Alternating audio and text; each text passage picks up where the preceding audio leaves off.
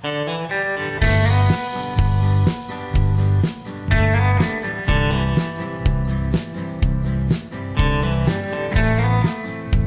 Friends, welcome to Madras சமையல்.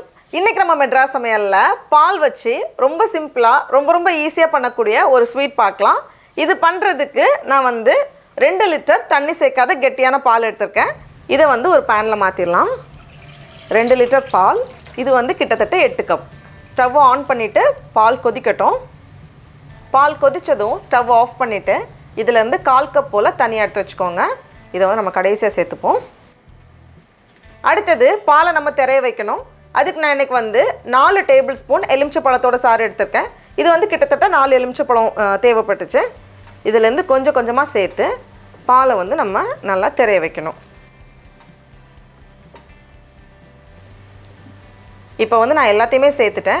பால் தனியாக, பன்னீர் தனியாக பிரிஞ்சிருக்கு. இந்த ஸ்டேஜில் இந்த மாதிரி எல்லாமே நல்லா பிரிஞ்சதுக்கப்புறமா நம்ம வடிகட்டிடலாம்.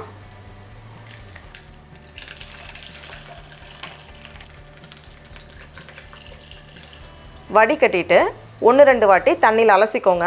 அப்போ தான் அந்த எலுமிச்சை பழத்தோட ஸ்மெல் இல்லாமல் இருக்கும். அலசி இந்த மாதிரி எடுத்ததுக்கப்புறமா இதை நல்லா அந்த தண்ணி எதுவுமே இல்லாமல் நல்லா புழிஞ்சு வச்சிடலாம். அலசியாச்சு. இதை இப்போ நம்ம புழிஞ்சு வச்சிடலாம்.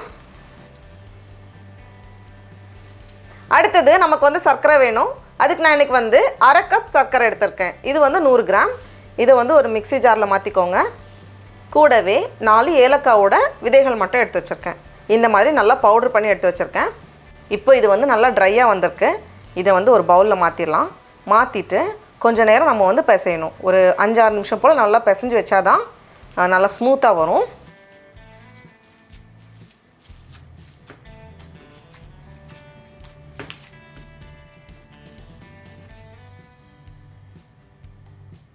இந்த ஸ்டேஜில் நம்ம பவுட்ரு பண்ணி வச்சுருக்கோம்ல சர்க்கரை, ஏலக்காய், அதையும் சேர்த்துடலாம். சேர்த்துட்டு இதை ஒரு வாட்டி நம்ம கலந்ததுக்கப்புறமா பால் சேர்க்கலாம். நம்ம எடுத்து வச்சுருந்தோம்ல 1/4 கப் பால், அதை உள்ளே சேர்த்துட்டு மறுபடியும் நம்ம நல்லா கலந்து விட்டுறணும். ஒரு கொஞ்சம் திக்கான பேட்டர் மாதிரி இருக்கும். ரெடியாக இருக்குது. இப்போது நமக்கு விருப்பப்பட்ட பாத்திரத்தில் கீழே கொஞ்சம் நெய் தடவிக்கோங்க. அப்போ தான் எடுக்கிறதுக்கு ஈஸியாக இருக்கும். தடவிட்டு அப்படியே எல்லாத்தையும் உள்ளே மாற்றிடலாம். மாற்றினதுக்கப்புறமா இந்த மாதிரி தட்டிட்டோம் அப்படின்னா அப்படியே லெவல் ஆகிரும். இது மேலே பார்க்க கொஞ்சம் அழகாக இருக்கிறதுக்காக ஒரு 5 போல் பிஸ்தா பருப்பு, அதுக்கப்புறமா கொஞ்சம் குங்குமப்பூ. இது ஆப்ஷனல் தான். குங்குமப்பூ சேர்க்கும் போது அது வெந்து வரும்போது கொஞ்சம் அந்த கலர் வரும். அதுக்காக தான். இது சேர்க்கலனாலும் பரவாயில்ல. அவ்வளோதான், பாத்திரத்தில் மாற்றியாச்சு. இனி இதை நம்ம வேக வைக்கணும். அதுக்கு ஒரு இட்லி குக்கர் எடுத்திருக்கேன்.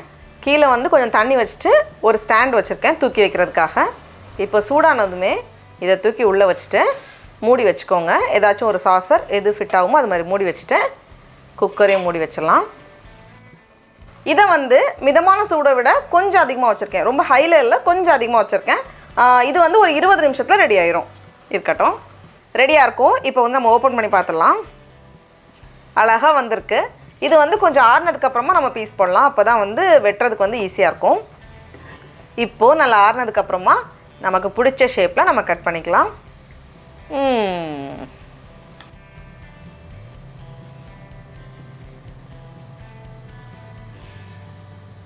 டடா, நம்மளோட ஸ்வீட் ரொம்ப சூப்பராக அழகாக தயாராகிடுச்சு. இப்போ நம்ம டேஸ்ட் பண்ணி பார்க்கலாம்.